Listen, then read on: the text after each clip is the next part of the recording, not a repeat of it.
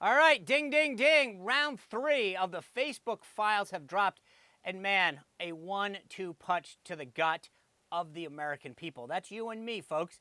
This round of the drop shows the extent to which the Biden administration was willing to go to keep information bottled up and in their court.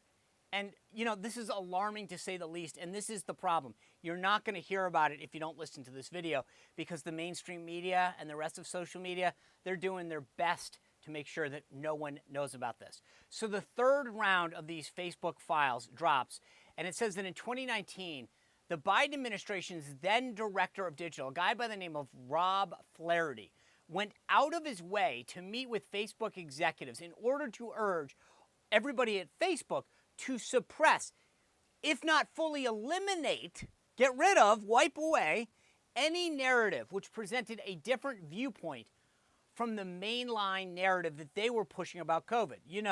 The science.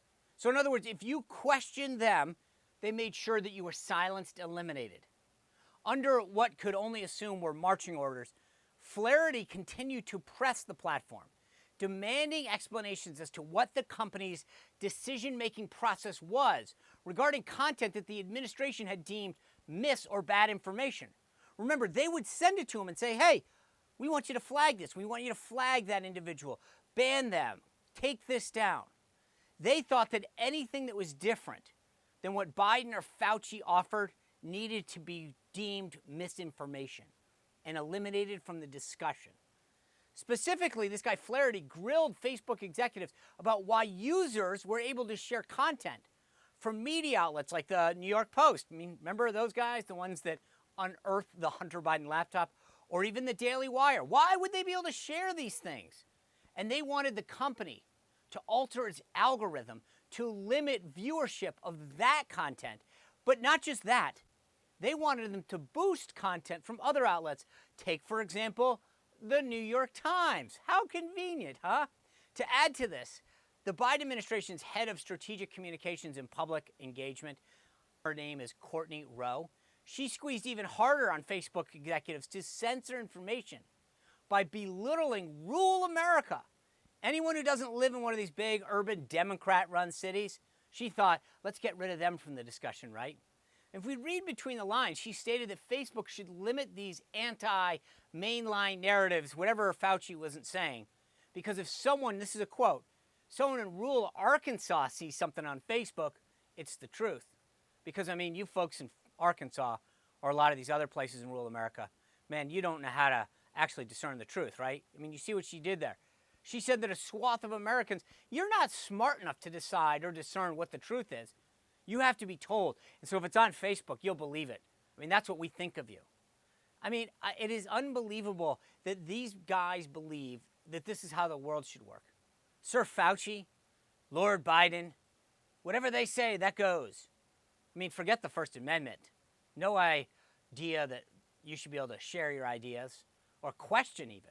That's the thing. It's one thing to have your own ideas. It's another thing. Maybe you should get a second opinion. I was told that as a kid. Always get a second opinion. No. Believe the experts. But surprise, surprise, Facebook executives, due to fear of what difficulties the administration could impose if they didn't comply, they caved. Guess what? We knew that was going to happen. And they suppressed the content by what's called feed demotions in order to contain it. Even if it didn't violate the company's policies, it contained true information regarding COVID. And unless you live under a rock, you can speculate that Facebook was only the tip of the iceberg when it came to social media platforms and censoring. We don't know what else has happened because we only know this because of the dumps. It's like Hunter Biden's laptop. If we didn't know this, we wouldn't get it. It's amazing. These other social media companies, what were they doing? What else do they have? Can you imagine the files that would come out about that? Think of the ramification this has had on the lives of so many Americans and their children who are constantly force-fed a single narrative through their devices, never hearing any other logical or countervailing point of view. Unbelievable. This is what we're supposed to be able to do in this country. And the cherry on top of the third round of Facebook files, the left, the journalists, all these folks in the leftist legacy media claim that this suppression that occurred, and we've seen it, we now have the receipts, isn't actually suppression or a violation, but rather it's exercising their own free speech rights. Facebook didn't have to comply, according to them, right? No. It's just the White House telling you what to do. The same White House that regulates you, that appoints people, that oversee your business. Yeah, they didn't tell them what to do. They made it very clear what to do. I mean, we now know. We've seen the emails, the files. We cannot fall back into our general nature of status quo. Just sit back and say we can't fight. This is so clear now. Most of these current seats in power in the nation don't think that we can think for ourselves or decide what's best for our families, our towns, our communities, or our fellow citizens. Ask yourself this, though, as the election comes closer and closer. Is this what I want for my family, for my country, for myself? The left has weaponized all of this. They know how to win. They're doing it every day. And part of their strategy is that we won't speak up. We've got to stop sitting back and actually learn the game and learning how to win. We've got to speak the truth individually, post, share, put out lists, utilize the proper channels and the mechanisms that we have to not let these violations go unchecked. Let me ask you this. Are you willing to engage?